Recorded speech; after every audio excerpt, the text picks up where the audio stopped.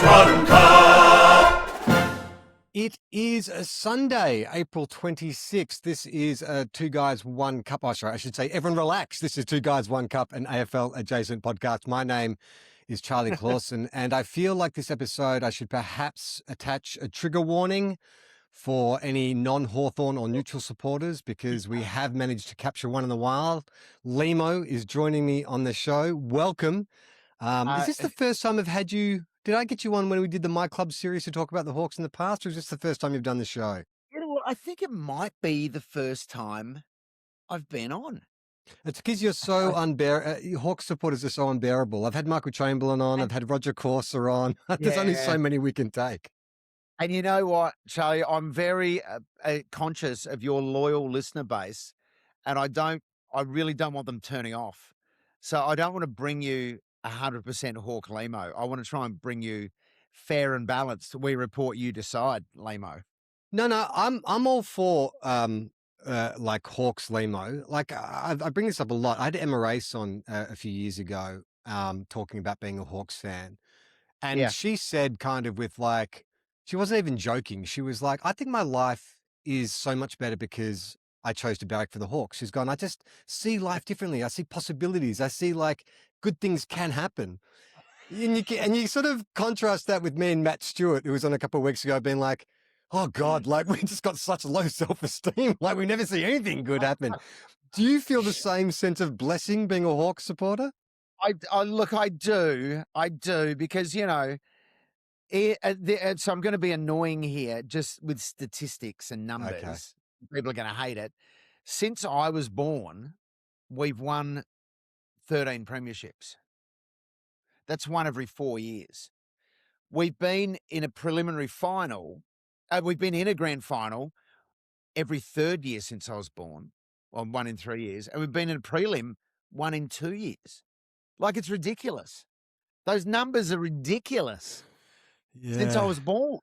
I mean, it's just insane. So we've been, you know, we've been super served by this, you know, great football club.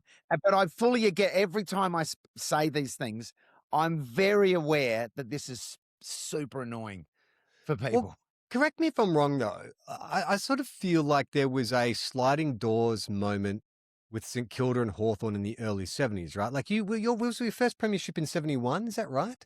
Yeah, so it was St Kilda Hawthorn in 71, and you guys were 4 goals up at three-quarter time. The Peter Hudson granny, yeah. It looked like it was going to be a second Saints flag. Second Saints flag under Alan Jeans, right?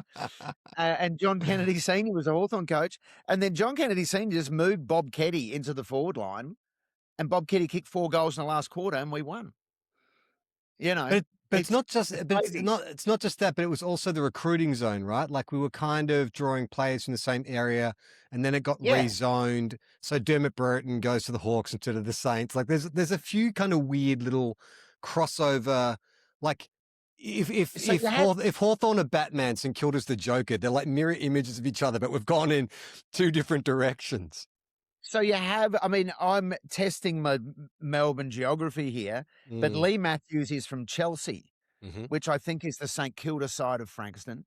Yeah. You've got Dermy, who's from down that way, and I'd have to do a bit of research, but there are definitely more players that are in that, and the Saints area bordered the Hawks area. Yeah, that's right. But it was rezoned at some point in the late 70s to early 80s, because St Kilda supporters, especially if they go back as far as me, you know, we have a whole laundry list of like bad luck stuff that, you know, things that just like the bounce of a ball or a toe poke or whatever. And that zoning one really, for a lot of superstitious Saint supporters, it feels like 71, that was the start of the end for us, you know, like the team we had in 66, you know, that was the kind of the nucleus of like a dynasty, and we never got the dynasty, but we birthed the terror that is the Hawthorn Football Club that we now know in the modern era.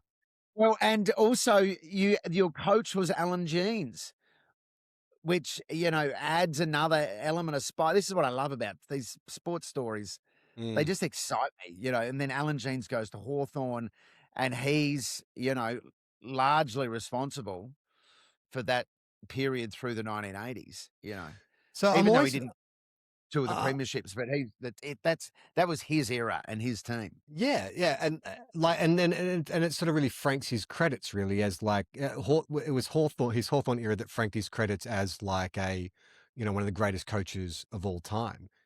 One of the great coaches. And something else for you, Charlie, which Oh, is here we go. Go on. might categorize under bad luck. So you've only got one flag, but the photo, and there's limited Oh, vision. yeah. In the photo, Daryl Baldock's wearing a fucking Collingwood jumper. I Yep. mean, come on. Someone needs, with AI now, someone needs to doctor that, put a St Kilda jumper on him and just reissue it as, the, Yeah. the new picture of that premiership moment.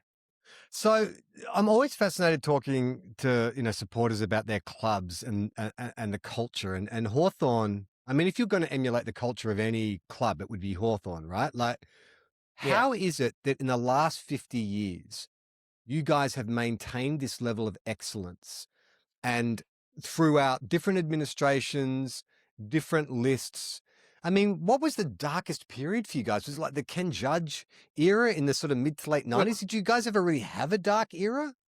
There's a period of 17 years where players who played in that period, as an example, Nick Holland, right, is Yep. one of many who started after the 91 premiership and finished before the 08 premiership, The Clarkson era, which is a yeah. 17-year period. And I think they call themselves players who started and finished within that 17-year period. The 17, I think they have a name for themselves. They call themselves The the St players. Kilda players. Because they have the same luck and fortune as Saints players. Yeah. So that, I guess, was the period of time where Are they like that You know, cast of, there's that yeah. legendary, like there's the cast of SNL from like 1983. It's like considered the worst cast of all time. Like you've just got absolute superstars either side of 84, but then that period is just like, that's the worst. And then, well, one night side note here, but I was touring recently with Tony Martin and we were talking about SNL and I mentioned that as a vague thought. Oh, was it 1984? And then Tony Martin spent the next hour explaining to me the exact cast changes between 1982 and 1986 and what caused the off year in 1984. Yeah. So if you want to know more about that, go to Tony Martin. That's not like Tony Martin to get into the granular detail of the like casts and things like that. Yeah. But to annoy you about our down period of 17 years, what it did do is it sort of eventually farewelled people like Jason Dunstall and John Platten, legends of the club. But when we hit rock bottom through that period, we ended up with a number 1 draft pick.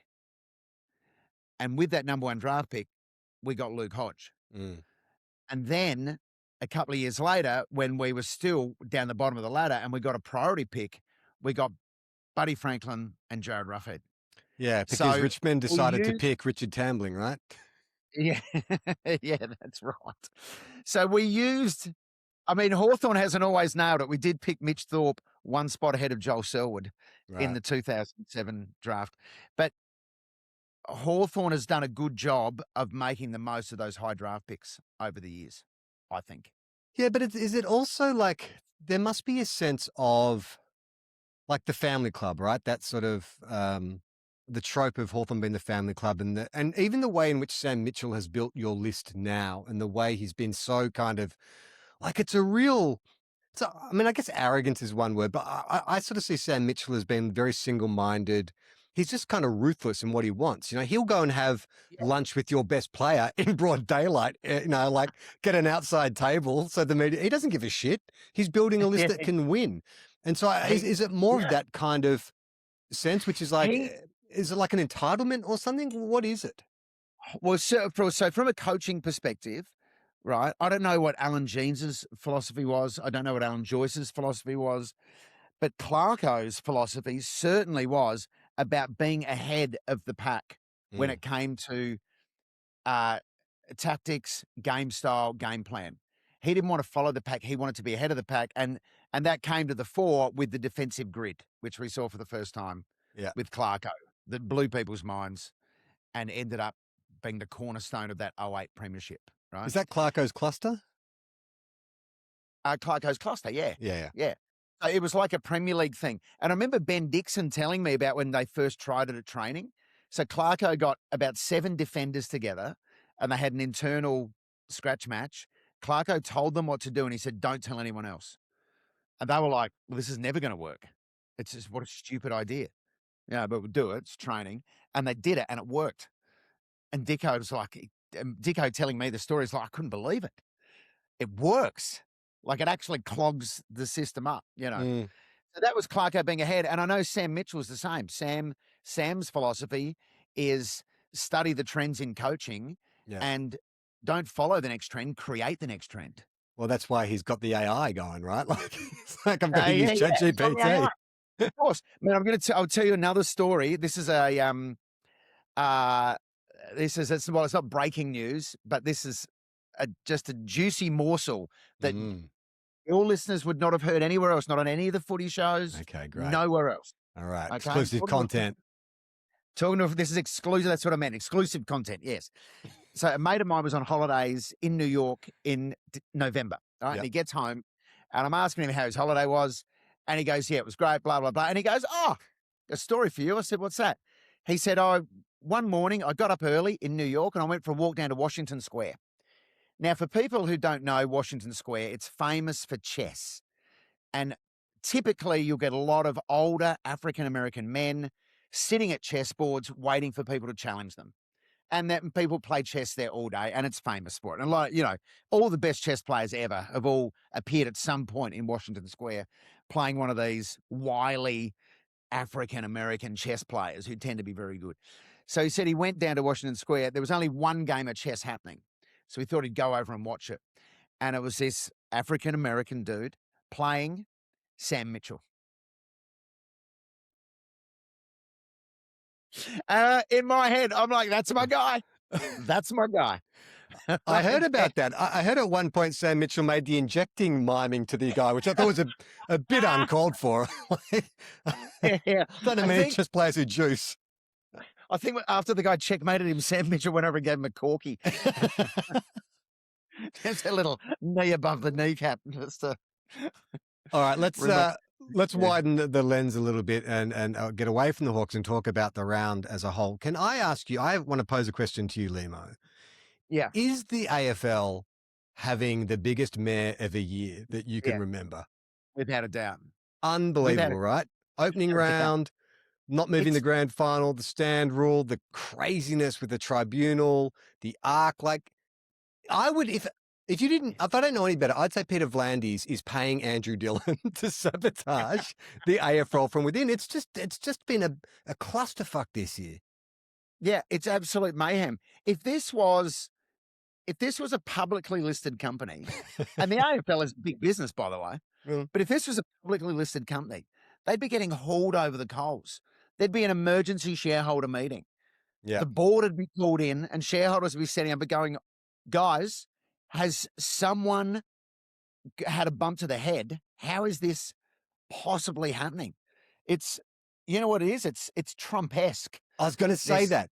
It's like the flood the zone thing that you hear about Trump, right? There is so much craziness happening at any one time. You can't focus on it. Like, even with all the stories coming out of the tribunal of dogs barking, you know, and like people like calling from their fight, like all that kind of stuff isn't a story for 1 year. That happened in the one case. Like, and then that's not even, that's not even to even like think about what's happening on the ground. So today in the Saints West Coast game, I mean, I'm sure by the time people hear this will be a big story, but there was a review, not of a goal, of a mark. Rowan Marshall on the goal line took a mark, which to the naked eye seemed like he'd marked it across the line, was awarded a point, play on. 90 seconds later, they stop play. So every single possession that any player gets in that 90 minutes, in the 90 seconds gets scrapped. That doesn't count. They bring the ball back. Marshall kicks a goal. Look, the Saints gone to win by 100 points, so it's not like the score was an issue. But when they showed the replay, it still looks like he hit the ball across the line before he took it. It was a point. It was crazy. What are you doing, guys? This arc is one of the great farces of all time, and I have a theory. Okay, here we go. The AFL loves money, right? Its sponsors are very, very important to it. And despite what might be in the best interests of the AFL going public. They're happy to take the gambling money. They're happy to take the alcohol money. They're happy to take all of it. But some money they're also very happy to take is the crypto money. Yeah. Now, I don't know what the crypto contract is, but I would bet London to a brick that the AFL gets paid every time there's a score review and crypto.com comes up on the screen. So I suspect that the people in the arc and the goal umpires and the boundary umpires and everyone, they wouldn't be told review or because we've got to pay crypto. What they would be told, I imagine, this is my theory, be said, if there is just 1% of doubt, go to the arc. Yeah. And the motivation, I believe, my theory from the AFL perspective is to get the crypto.com payment that would come. I'd love to know how much crypto.com pays every time it comes up on the screen. Well, you're not the first person. I've heard this theory floated in the past. Last year with the ARC, this theory is floated as well, which I think is valid.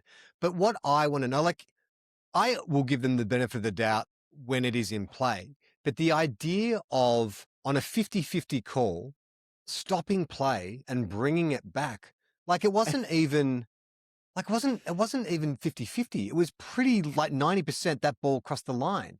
It seemed so insane. It's nuts. But we don't have the technology, Charlie. Yeah. The technology does not tell us, would anyone put their house on any one of the ARC decisions that happen? Of course you wouldn't. Whereas, I mean, tennis, and this is the best example I can think of, tennis with, what do they call that eye in tennis? Not bird's eye, something eye. Let's say bird's eye. Bird's eye's the fish. Yeah. But anyway, frozen fish. That when in tennis, you can see within a millimeter, it's either over the line or on the line or not on the line. You can tell it's like that's definitive. The AFL technology isn't definitive. Yeah. Just let it go. I would love to see a survey of AFL fans. Are you prepared to absorb, right? And you're a St Kilda fan. You know better than anyone, right? Are you prepared to absorb an umpiring mistake for the sake of the flow of the game? And I suspect everyone's going to say yes. I would say so. It's also like, this is a game that we have, like our game, our Indigenous game, the Australian game. And one of the unique things about it is we have so many things in it which are interpretive. Like, insufficient attempt. That is an umpire making like an interpretive decision on the spot, right? So why, like, if it was giving us definitive answers, then it would be working perfectly. But we are just drawing out the process for the umpires to have a guess anyway. It doesn't make any sense. And also, like, I think, don't you feel especially with the goal umpires now, that we've sapped their confidence? Like a goal umpire, it'll be clear as day to you at the ground or whatever that if a ball's been touched or not or whatever, but then the goal umpire wants to check. And it's like, because they don't want to get roasted on the Monday night shows where they're like, oh, that was, clearly touched or whatever. Like the Adelaide game against Sydney a couple of years ago, right? With the Ben Keys kick. Oh, yeah. That was the one time an umpire backed his own judgment and he got it fucking wrong. And now he's ruined the game for the rest of us. And you know what? That's an example. The Crows finished 9th. The Crows missed the finals because of that mistake. That's the one time. You're calling a ball back from the wing because Rowan allegedly took a mark. What about fixing the fucking Crows goal that would have seen him play finals that year? You know what I actually found a bit bizarre about that was when Rowan kicked the goal, he celebrated like he'd kicked the winning goal of the grand final. And I'm like, mate, of all the goals to kind of get pumped over, that's not one. You should be embarrassed about that goal. Exactly. So I agree. It's too hard for the umpires.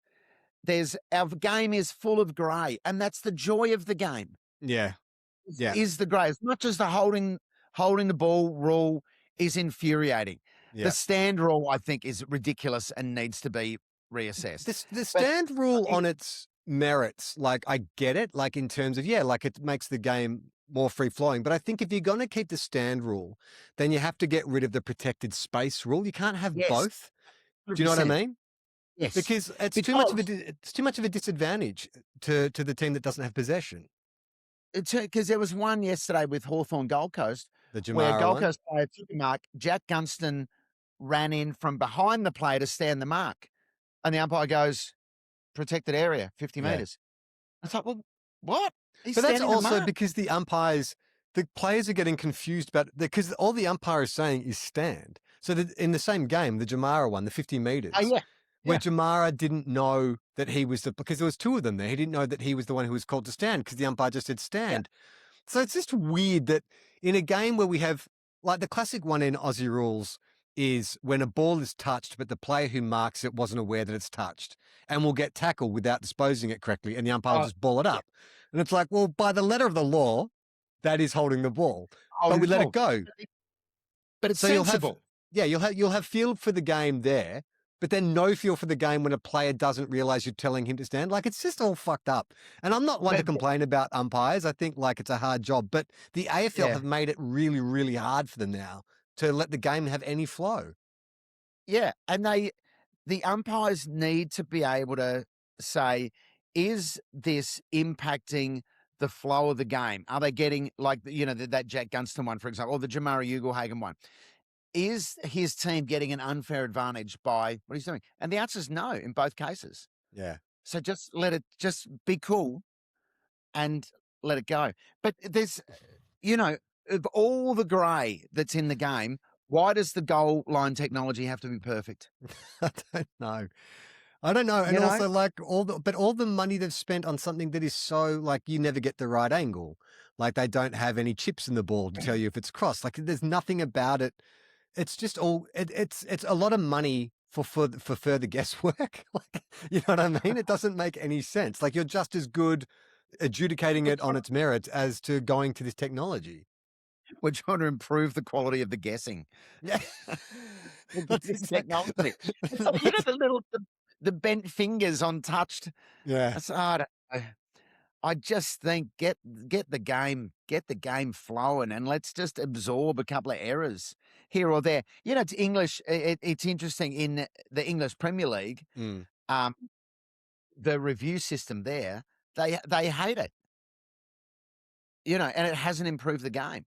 Yeah. And that's even more definitive Yeah. than ours. A line across for an offside, they put a line across the pitch, and they can see if there's an arm or a foot or something over it. But they still hate it there. So I don't know. So who is it for then? Is it for the fans? Is it because the players seem to hate it? So is it for the fans? So the fans don't like melt down on talk back on a Monday? Like what are we doing here?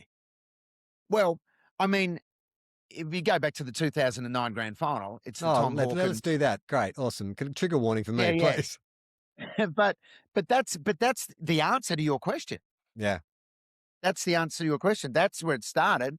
And I think in the AFL's mind, well, we can never let that happen in a grand final again. And if Yeah. we're going to bring that technology in a grand final, we need to have it all year. Yeah. Yeah. That's like, oh God, I think they're letting the tail wag the dog here. You could go back to that grand final, and I'm sure you could find a handful of shit umpiring decisions that led to scores for the other team. So is this the kind of thing Yeah. like, a club has a terrible year and they announce they're doing an internal review? Is the AFL, they have to, right? At the end of this year, they have to say but will they do the right thing and get an independent auditor? Or will they review themselves and be like, you know what, we did a good job. Here's a bonus. Yes, yeah, well, invariably in the corporate world, the CEO gets a bonus in these situations for whatever Yeah. reason. But I feel like I'm watching I watched Balls Up this morning, the Peter Farrelly film, the new film With Mark Wahlberg, yeah. with Mark Wahlberg, and it's properly hilarious. And I just feel like the AFL at the moment is being directed by Peter Farrelly. Yeah. Just It does all have that these feel.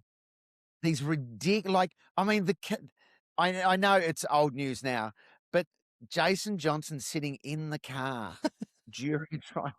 I mean, that is madness.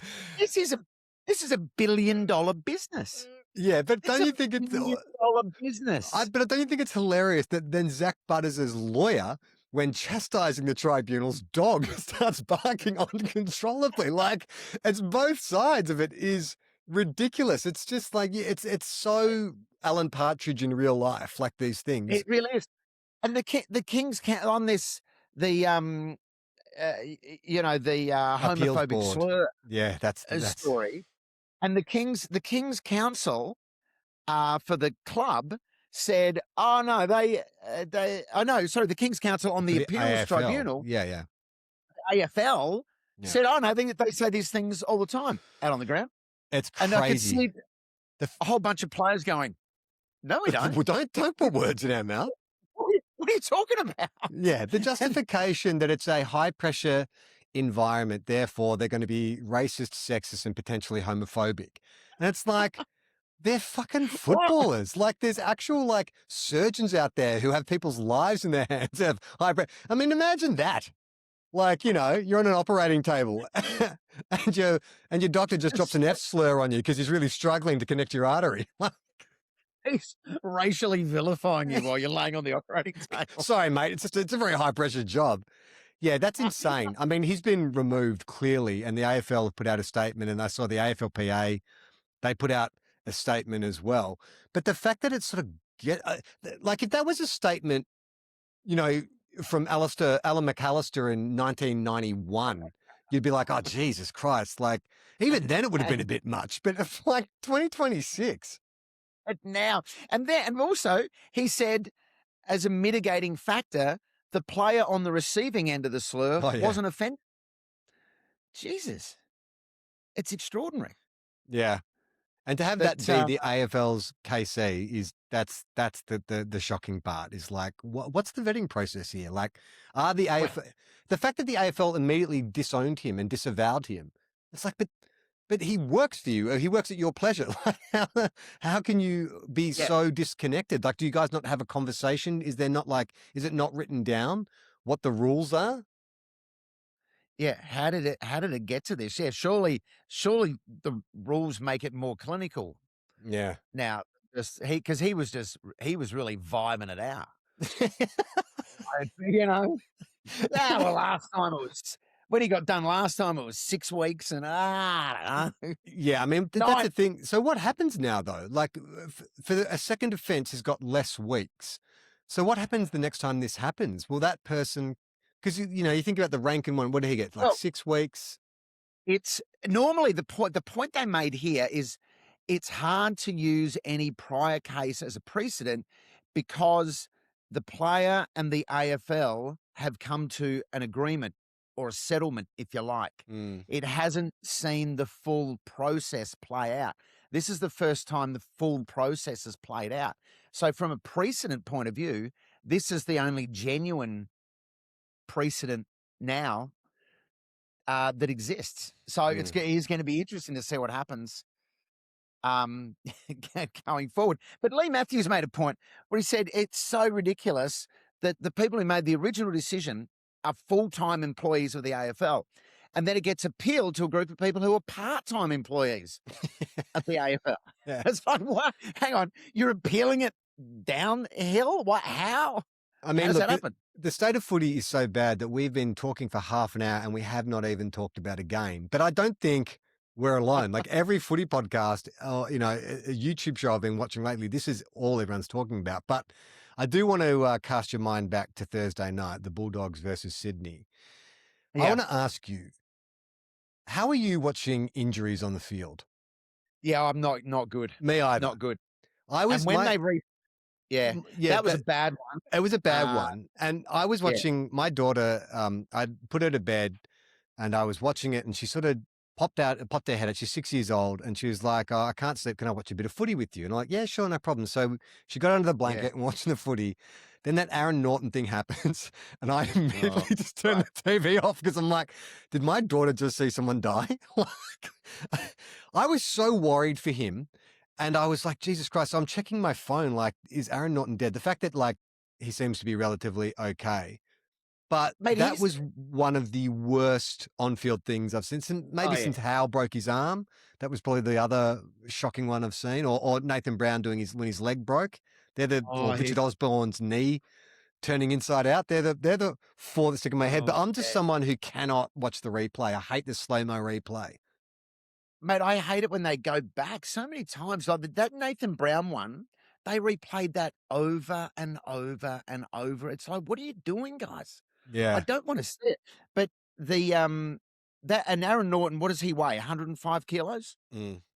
probably. He's Yeah. a man. That is Easily. a pair weight to be forcing down. On his I mean, neck. Bulldogs are having it.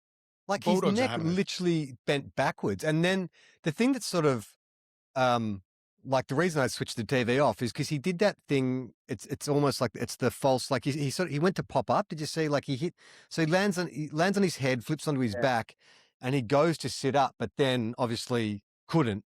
And I was like, oh, that's a spinal injury. Like he's paralyzed or something. Like Oh, he can't get up. yeah, But it's just, yeah. oh man, like that kind of stuff. And then when they say in the commentary, oh, we're not going to show you that, that's that's like when you Yeah. know something really Oh, bad's yeah. happened. But having said This- that, now that we know he's okay, I've seen that replay everywhere. Like everyone seems to be okay showing it now because he's been given the all clear. Yeah. I still struggle to watch it. Yeah. I'm just no good at that stuff. Mate, I remember years ago when I was living in London. So this would have been 1996 or something. And I'm trying to remember the names and the teams, but I think it was a soccer player called Craig Bust, maybe BWST, maybe. And he broke his leg playing for someone like Man City in between the knee and the ankle. And it was just a clean right angle. And Oh I think it God. was against Man United. And I reckon, was it Schmeichel? Was he the Man United keeper? That's not a real person. Schmeichel. No, who was the Man United I keeper? don't know. And he vomited on the pitch. That's how bad it was. It was horrific. Well, I remember when Jeremy Howe broke his arm a couple of years ago, and it was, remember that was the really bad one where it was like broken in two places and bones sticking out Yeah. through the skin and stuff. And now the tradition is the teammates will jog over and like pat him on the shoulder as they're getting stretched it off. Yeah. And in my mind, I was like, it'd be so funny if someone jogs over and like sees the bone and just pukes on him or passes out or something. Wait, hey, it was Peter Schmeichel. It was Peter Schmeichel. And I swear Schmeichel vomited on the pitch. I might be making this memory up in my head, and I'm sure someone will fact check it. But We mate, don't do facts on this show, mate. Yeah, did your daughter see it?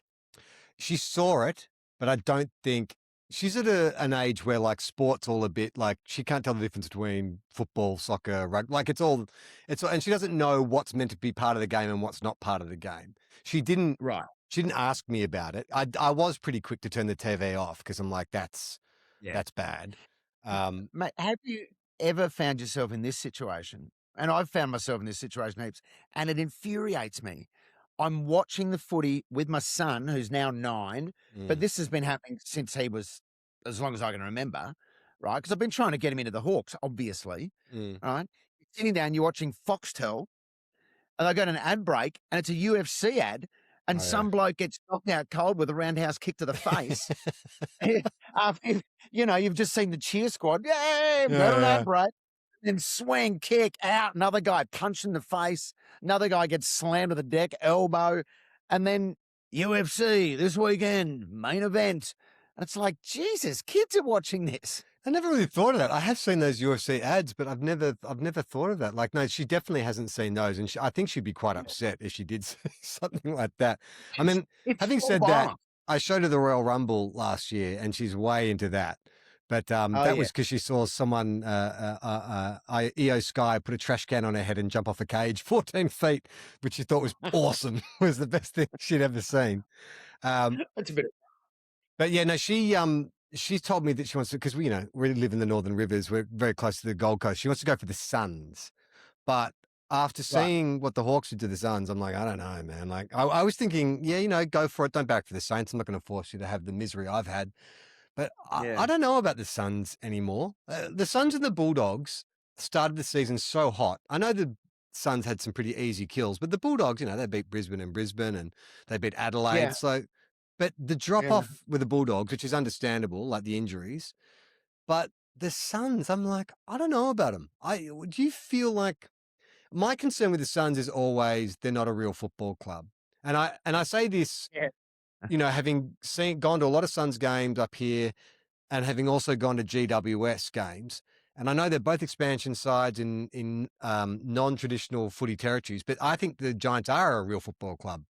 The people there are real footy fans. It's a real football club. I don't get the same sense when I go to see the Suns game, and I get so much mail from the three Suns fans.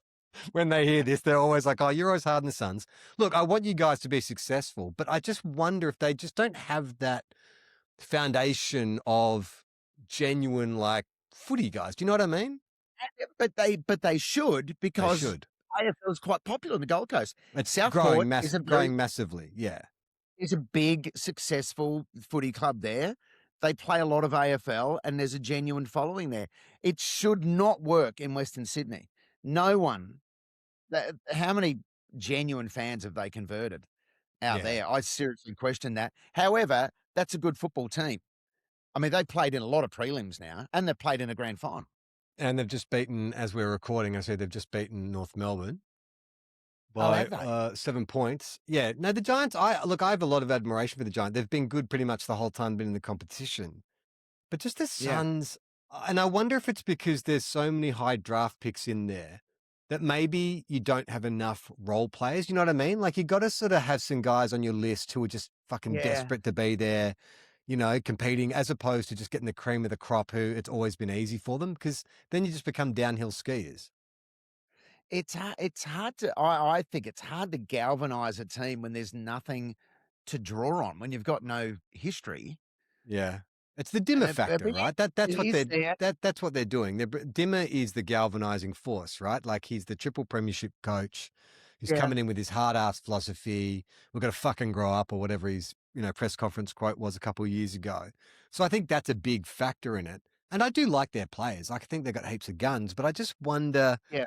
if maybe, I don't know, they need some more like Callan Ward-esque type players, just those hard-headed kind of role players, as opposed to all these like flashy midfielder, half forward, tall There's forwards that they've all got. these high draft picks. Someone did say to me once, with in the early days of GWS and Gold Coast, when they were struggling to get it together, every single player in both those teams, has for their whole lives up until now been the best player in their team. Yeah, Right. And now they're all together and struggling with the idea that all of a sudden they're not the best player yeah. in the team they're in, and perhaps are still playing like they're the best player in the team they're in, which goes to your point of, not having role players.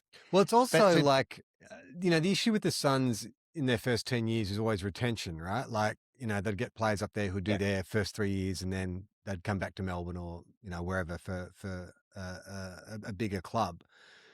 And then I thought that maybe they'd sort of fix that by getting dimmer, because it's like, well, you'd want to play under a triple premiership coach. But if they have a shit year where they just make the 10 or whatever, or don't finish top four, I think it's a big issue for the AFL. In a year where the AFL's got so much wrong, this could be another big issue for them, don't you reckon? it, it could be. They need Gold Coast It has to work. They've to bet big deliver on it. some.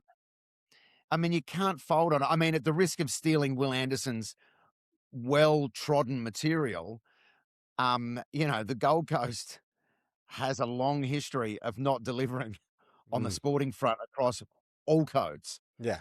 I interviewed a basketballer called Timmy Duggan just yesterday for this Mm. new project I'm working on. He was the first ever NBL player from the Northern Territory in the 1990s, and his first team was the Gold Coast Rollers Yeah, uh, right. in the NBL. And he said, anyway, it didn't work out for them. So I went to the Cairns Taipans. I think there's like issues in the Gold Coast with, and I've talked about this on this show before. There's too much to do in the Gold Coast rather than go watch footy, and I don't particularly like their stadium. Like I think it's not unless you're a member. I haven't been on the member side, but if you're in the outer Yeah. with that Queensland sun, it's not a pleasant environment to watch football in. Like the sun gets in your eyes, and it's just a bit of Yeah. the ground's in a bit of a weird industrial estate. There's no vibe there. It's not like you can, have lunch at a pub and then walk to the game. Like you got to catch a bus from Surfers Paradise. Like everything about it Yeah. feels Eh, and, unnatural. yeah. And that stuff matters. Yes. You look at Adelaide now. Mm. That is the dream setup. Yeah. Adelaide Oval, walk over the bridge, and there you are in the city, bars, restaurants, everything happening. Have you Uh, done a gather round, or have you done gather rounds? I've done the last 3 gather rounds. What's it It's good like? fun. It looks Ah, awesome. you know what? It would never work in Sydney because 95% of the population couldn't give a shit. And and and and the NRL would work actively to undermine it. Yeah. They would do they would somehow manufacture a traffic jam somewhere. They would somehow ruin it, Yeah. right? It wouldn't work in Brisbane for similar reasons. Perth's too far away. Melbourne has gather round every week. And Tassie doesn't have the grounds Yeah. Or to do it at or this even stage. a ground, really. Or even Agra, well, they're still Yeah. waiting to build that. Yeah. But in Adelaide, it has 100% buy-in from Yeah. every South Australian. Yeah. Everyone loves it. Yeah. It should Um, definitely should stay there. So you go there and it's on. And I bumped into 3 guys who, this is 2 years ago now. They had come from Coffin Bay in South Australia, where you get the tasty oysters from, and they went up to Mount Barker to watch a game, and they didn't have tickets. And of course, it's sold out. So they try to get in. And they go, well, we haven't got tickets, you can't come in.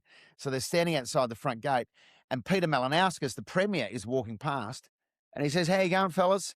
They said, oh, yeah, not bad. Can't get in, though. It's sold out. And Malinauskas goes, come with me. I'll walk you in. And that's the Premier just walks 3 dudes from Coffin Bay into a game of footy at Mount Barker. I mean, it just doesn't happen. That wouldn't happen anywhere else. Do you remember, Lehmo? You may not know this, but you indirectly led to me getting tickets to the 2009 grand final. Do you remember this? Like 2009, I was in Melbourne and I didn't have Yes. tickets, and I messaged Yeah. you and you said, oh, hey, look, I can't get you tickets, but you know what? I'm going to this event tonight. Why don't you come as my +1 and see what we can rustle up? It was some kind of like activation at Crown Casino or whatever. And we went. Yes. And I got Yeah. chatting to it was an activation at Birrung Ma, wasn't it? Yes, that's right. And It was at I got Birrung chatting. Ma. I got chatting to the president of the Brisbane Lions, who's like, "Oh, you're a big Saints fan. You must be going on Saturday." And I was like, "No, I can't get a ticket." And it's like, "Oh, you can have my tickets. Let me just talk to Gil McLaughlin." And so he goes and talks to Gil, and Gil's like, "No, you can't give away your tickets. There's a president's function." And then it's gone, "But this guy's a big Saints fan." And so Gil, who is a big Saints fan himself, like asked me Yeah. to name the last 5 Saints captains, and I got it right. And so he gave me like a secret number, and I was able to get 2 tickets to the grand final. That was all So because of good. you, Lehmo. You gave me the worst day of my life. Yeah. I love these stories. I love these stories. And then Tom Hawkins kicked a point goal to win it for Geelong. See, we've circled back to the arc now. Speaking of But that's Geelong, where, so I love it when that stories come together like that. speaking of Geelong, a real turn up. The biggest probably upset of the round was Port Adelaide getting over the Cats. Now, I reckon people have underestimated Port Adelaide this year. I think that people wrote them off a bit too early. You look at their midfield, they've got guns. Right. Like, if they can hang on to Butters, Horn Francis, Rosie, then you look at their forward line with Georgiades and Burgoyne had a pretty good game. Like, I actually think that Port won't be as bad as everyone is predicting. Alia down back as well. It's a good team. Yeah, That's they've a got the good team. bones of a good team. They should have beaten us. They should have beaten Hawthorn. Yeah. Georgiades uncharacteristically missed a set shot. I noticed in the game he had exactly the same shot in the game last night, and he nailed it. I was like, I bet you he practiced that at training after the Hawks game. Probably had 50 shots on goal from the same spot. Exactly. So yeah, I think Port are much better than people are giving them credit for. Yeah, I think they're good. I love them. I love them beating Geelong. Oh, you would that would be your number one thing, right? Like being a Hawks fan. Yeah. I mean, I'm a bit like that about Essendon, but they've got their struggles at the moment. So I'm not. Yeah. Well, let's talk about the Anzac Day game. Started off pretty entertaining, I thought, at first. Like the Bombers are having a real crack. But then Scott fucking Pendlebury, like I know. Benjamin Button. I know. Like, It's what, extraordinary. 37 years old to have your highest possession game ever. 19 score assists? Like, Yeah. insane numbers. Was it 2 or 3 goals himself? Yeah, 2 goals. Like 165 super coach points or something. Yeah, he's the man that won't quit. But what about this? They've said they might rest him because it's only a 5-day break. And Yeah. they play Hawthorn on Thursday night, which would be his game equaling, his record equaling game. Mm. Now, surely he plays Thursday night. It's a home game at the MCG against Hawthorn. Well, what are Because the... if he doesn't do it in that game, then they've got to, I think they've got to wait a bit because they're Hang not on. going to, he's not going to break the record interstate, is he? Let's be honest. They're not going to No. let that happen. Okay, so let's see. So the week after, they've got Pies are away. They're in Geelong, and then after that, where are they? Yeah, they're in Sydney. Sydney. That's right. Yeah. And then Then after after that, okay, they're home for the Eagles. So it would be round 11. Oh, Sunday afternoon. So On you're a not going to Saturday. wait. You're not going to make him wait 4 weeks, or do you? Well, so if he equals, so the record breaking game is the big one, isn't it? Yeah. So they're going to have the record breaking game is going to be that game against the Eagles. So If he I reckon that plays, you mean if he played? Are you saying if he takes a break until that game, or are you saying if he plays all the way through minus Hawthorn? no, his next game will be the record equaling game. Okay, so he's going to play His 2 second- games to get the record. Yes. So you know what? Now that I think about it, I reckon they'll rest him for a week, play him, rest him for another week, Oh yeah, and then the record breaking game will be home game against the Eagles. 1 week on, 1 week off, 1 week on, 1 week off. Radox Bath. But it's remarkable because he's going to overtake Boomer Harvey, right? And Boomer was probably like, we grew up in our generation. It was like Michael Tuck. That was, he took over from Kevin Bartlett. And you think about the kind of player that Michael Tuck was. I mean, good player, but not like dynamic like a Boomer Harvey or a Scott Pendlebury. But Boomer was one of those players you're like, why is he retiring? Like, why are North? Like, he could play until his 40s. Like, he just had that kind of physique and that he was such a professional the way he prepared and trained. Pendlebury, like, maybe another 2 years, you reckon? Like, he could get to, I mean, how many games could he get to? Like 410, 420? 420. Yeah. 420. How old's it? You sounded like when my son says 6'7". That's the excitement. Then with 420. What about so LeBron? How old's LeBron James? 41? I don't know, but probably, yeah, he's I old. think LeBron's about 41. He's still playing, in the NBA. You've got Ronaldo. I mean, who knows how good that Saudi soccer league is, but he's north of 40. I think Messi's about the same, isn't he? So I mean, Yeah. you know what? I mean, I it's a guess question. the question. Yeah, go on. Are you prepared to have a Scott Pendlebury? Do you keep him on the list knowing he's only going to play half the games? Because you've got his experience, his knowledge, his on-field coaching, his mentorship. I reckon it's going to depend on where Collingwood are positioned. If they're contending, then I think it's fine. If they're in a rebuild, then just make him a full-time coach, or maybe sort of like have him play for 1 more year, sort of captain coach, and then put him into a full-time coaching role. But having said that, I also said 5 years ago Jack Gunston was done. So I don't know shit about when players should retire. Like I was I was watching the Hawks Geelong game, and I was talking to a mate about Jack Gunston, and it's like Jack Gunston probably thought after his 3rd premiership medallion, or was that his 4th? I've had a pretty good career. Things are, it's 2016. Things are I could probably retire happy. And then who could have foreseen what the next 10 years are going to bring? I know. And then he went to Brisbane. He went to Brisbane. And it just didn't work out at Brisbane. So when it didn't work out at Brisbane, I think everyone went, oh, well, he had a go, tried to reinvent himself. Yeah. So that's it. But hey, that's a great career for Jack Gunston. And then bugger me dead. Crazy. If he isn't playing the best football of his career. Mate, he's kicked, I think it's 52 goals in his last 13 games. Yeah. So that's obviously over last year and this year. How is he But not? if he I don't know were able about you, Lehmo, but like if I sit in my car for too long, I need to stretch for like an hour just to get movement back in my body. You know, I'm only probably I about 10 years older than him, but like Jesus Christ. I don't know how he does it. Mate, I struggle, and I guess the same for Scott Pendlebury. I drive a RAV4. I struggle to get out of a RAV4 sometimes. You know? How would we Like, be as professional athletes? They wouldn't be able to get us off the bloody bus to play a game. mate. I'd need a physio to get me out of my car. Whenever I see someone older than 50 in a sports car, I want to follow them to watch them get out of the car to see how they do it.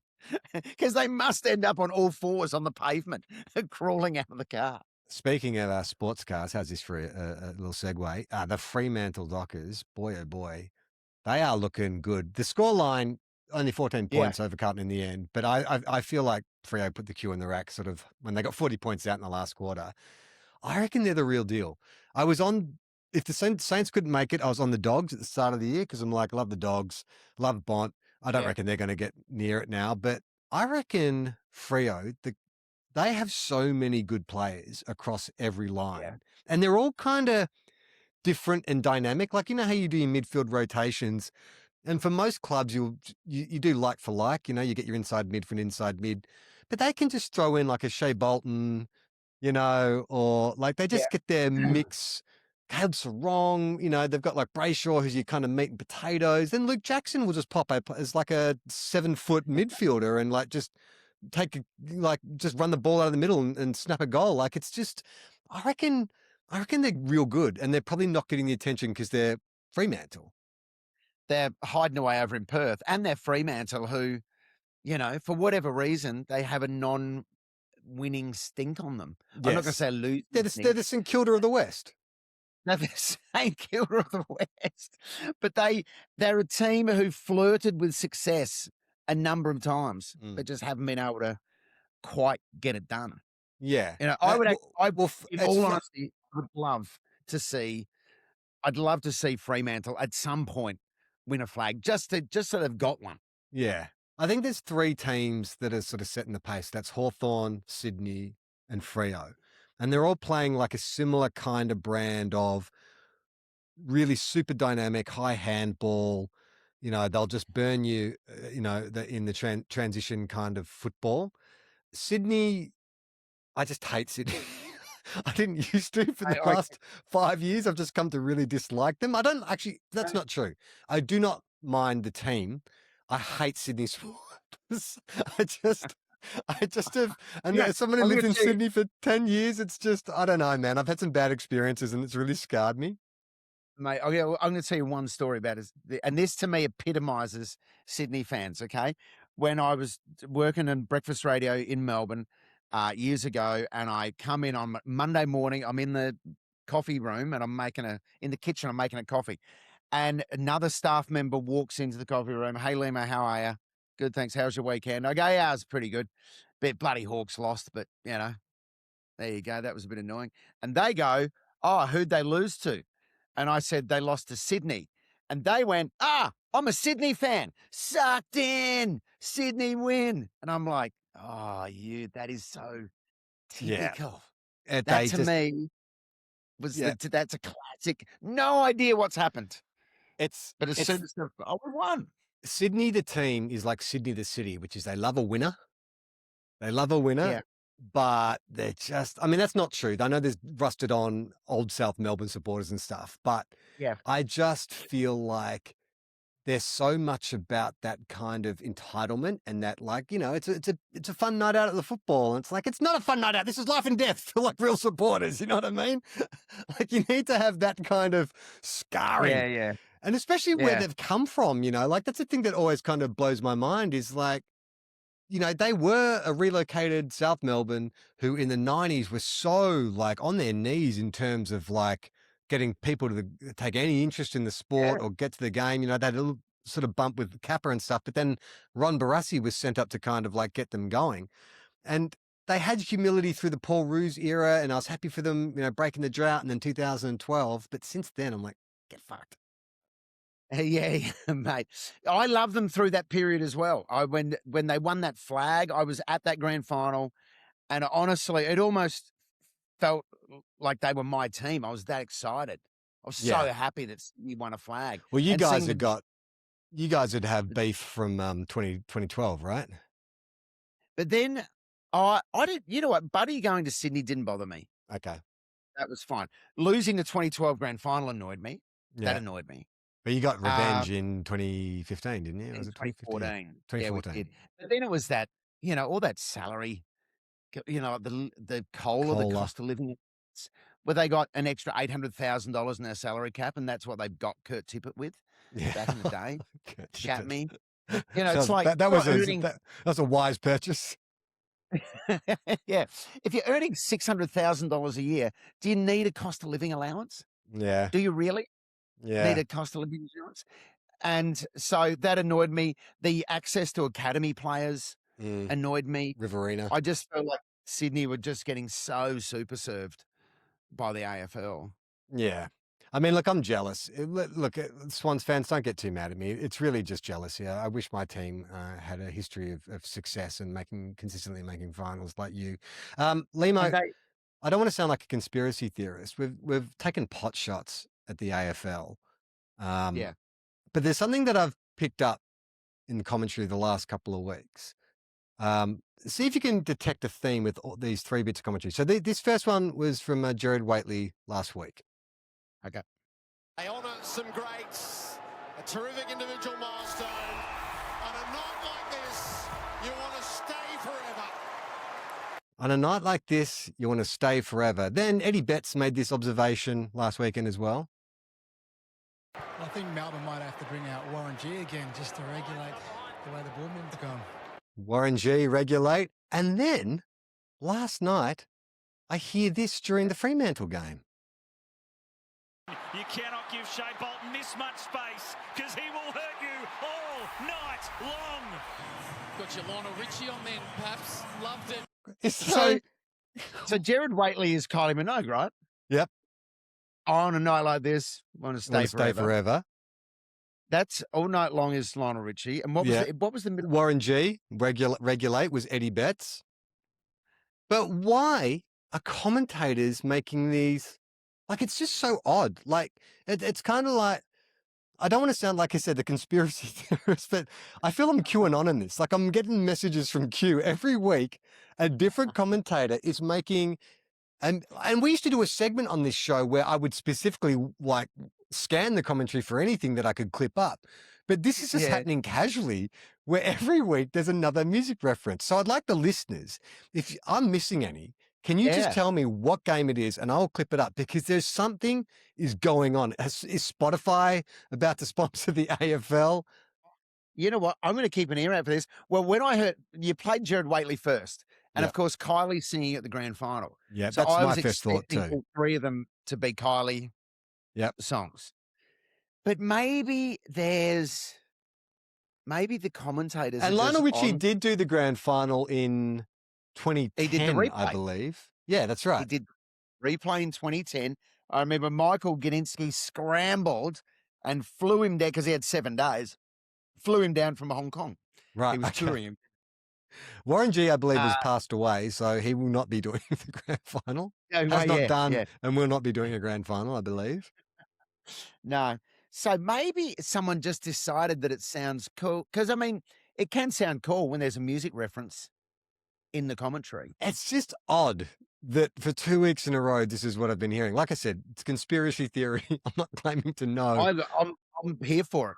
Yeah. I want to hear, if I turn on next week to hear I left my heart to the sappers round Kaysan.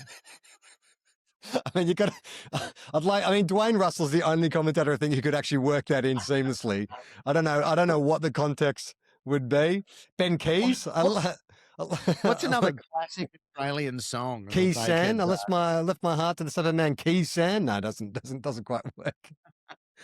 Lehmo, thank you so much for jumping on the pod. Do you have anything you need to plug at the moment? Where can people hear you and find you? What's going on? I'm doing a golf podcast at the moment called Making Me Good at Golf with Peter Hellier and Damien Fleming, and we just talk about our golf journey. Actually, this week on the podcast, our guest, I referenced him at the start of the pod, is Peter Farrelly. Oh, perfect. The director, who's a mad golfer, and his golfing partner is Larry David. Oh, really? So, yeah. So we're gonna together, the two of them have played with Barack Obama before as well. Right. So Barack's coming on the pod. Is that what you're trying to tell us? So Barack Obama is on the pod. So we're going to talk to Peter Farrelly about his new movie Balls Up, but also about his golfing life and playing golf with Larry David and Barack Obama. Awesome. This week. So tune in to golf. We'll put a link in the show notes. And one little plug I want to do for Two Guys, One Cup listeners. You may not be aware of this, but Thursday nights on our Patreon, we do a live stream where we go through the teams and the tips. It's a fun little get together for Two Guys, One Cup fans. So if you'd like to do that, you can join our Patreon for any amount. We don't have a minimum. Well, we do have a minimum. We don't have a maximum. So if you want to join for a lot of cash, I'd love that. But you can join for as little as you want, little as $1, and take part of the action. It happens normally 7 p.m. on a Thursday. That's on Patreon. There'll be a link in the show notes. But that is it for this week. Play on, not 15. Well, it really was a game of two halves, Charlie.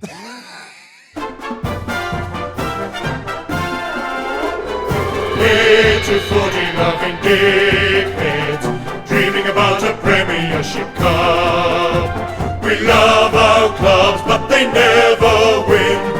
2 flags in 100 years. The shit house. If you think we'll be insightful, clever, or just well researched, we're here to say that's not the case. We'll just go out and wing it. We are 2 guys, 1 cup.